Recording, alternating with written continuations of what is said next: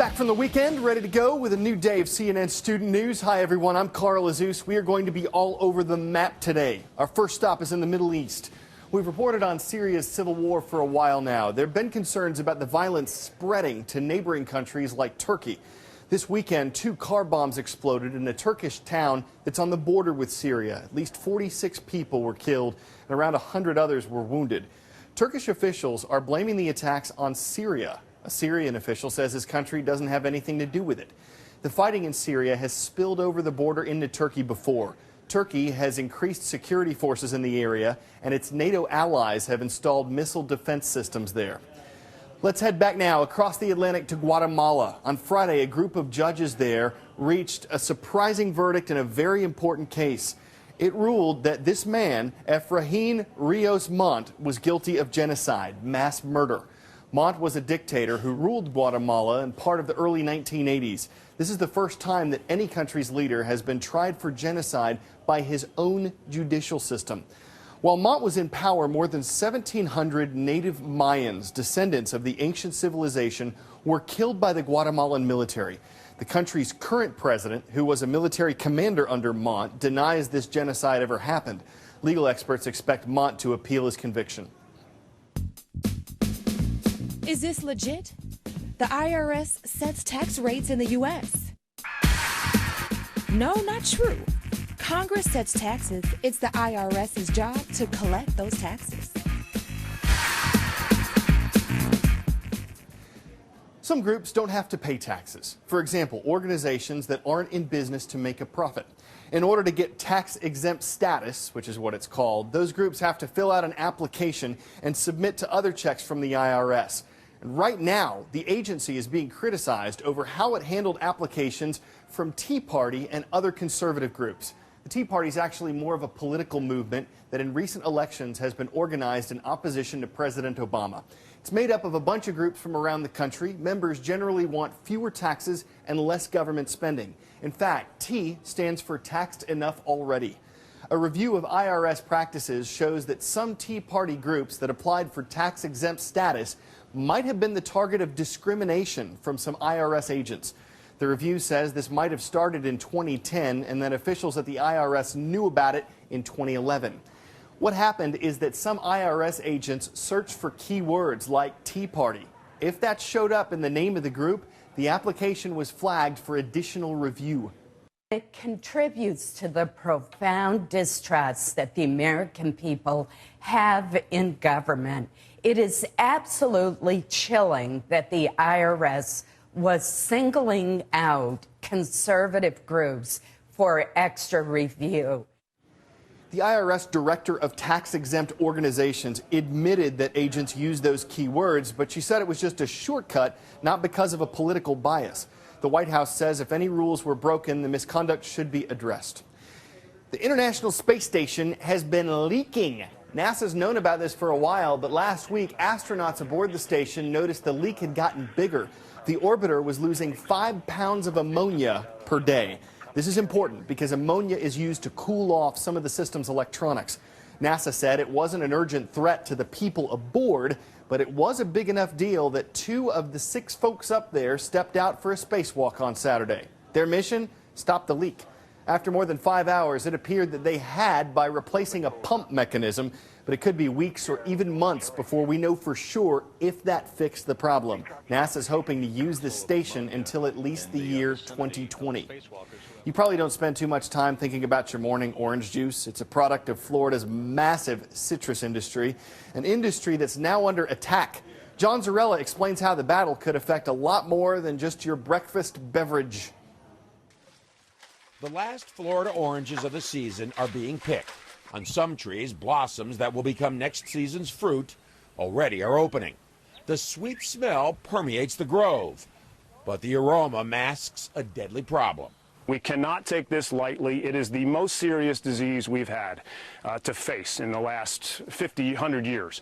It's called citrus greening. It has the potential, agriculture officials say, to bring the state's $9 billion a year industry to its knees. An industry that supplies 70% of the nation's orange juice. It is now reached an infection rate where it is present in every citrus-producing county in Florida and every citrus-producing state in America. And this tiny bug, the size of a gnat, called an Asian citrus psyllid, is the culprit.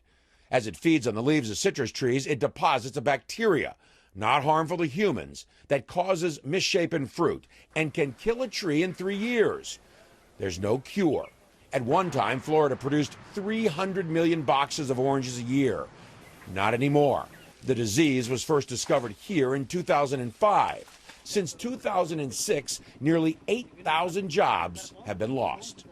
Nearly every year, the production of oranges is falling, 140 million boxes this year. Now, growers say that's not just because of citrus greening, but it's the primary reason.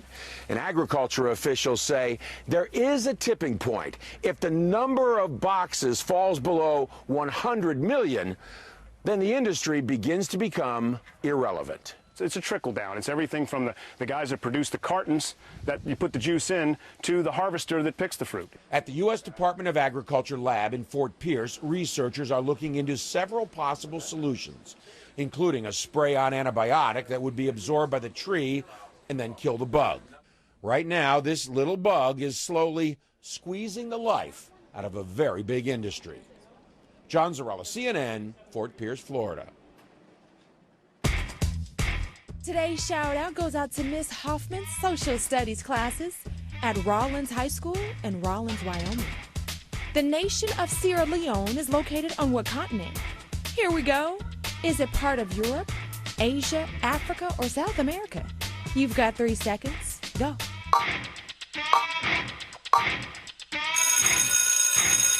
Sierra Leone is in Western Africa, and it's home to around 5.5 million people. That's your answer, and that's your shout-out. In Sierra Leone and in other places around the world, not everyone has the same access to education, especially girls. During the school year, we've reported on Malala Yousafzai and her fight for equal education rights in her home country of Pakistan. She's not alone. The student in our next report today is pushing for the very same thing in Sierra Leone. My name is Sarah. I love reading and I love writing stories. Sarah is a natural storyteller, but the young woman with the Tinkerbell backpack doesn't write fairy tales. They opened the school at the village and the girl wanted to go to the school, but her parents said that only the boys are supposed to go. It's the story of war-torn Sierra Leone, where poverty, forced marriage, and violence have kept many women from getting an education. Women like her mother. She can't read and she can't write, but I can read and I can write, so I think that makes a big difference between me and her. Sarah went to live with her aunt, who's a teacher, so she could go to school. She's educated and she wants me to be like her. She's part of a project called Girls Making Media. This is yes. Sarah is speaking up because she wants a different ending for herself and other girls. I report on the gender discrimination against girls in Sierra Leone. If you do that through the radio, I think people deep in the village will hear something about it. My dream is for me to become a superstar of Sierra Leone. And finally, one Florida family had an early visitor yesterday. Their dog started barking earlier than usual because this was hanging out on their front porch. The mother that lived there thought it was some sort of elaborate Mother's Day prank. If that's true, worst gift ever. A local gator wrangler was called out to remove the reptile. He took a minute to measure it before he hauled it off. The thing was nearly 8 feet long. The wrangler might have experience with these animals, but who knows if he's ever dealt with something on this scale. As for the homeowners, if they'd want to avoid a repeat visit, they should put up a gator fence. We've reached the tail end of today's show. Hope to see you tomorrow when CNN Student News returns. I'm Carl Azus.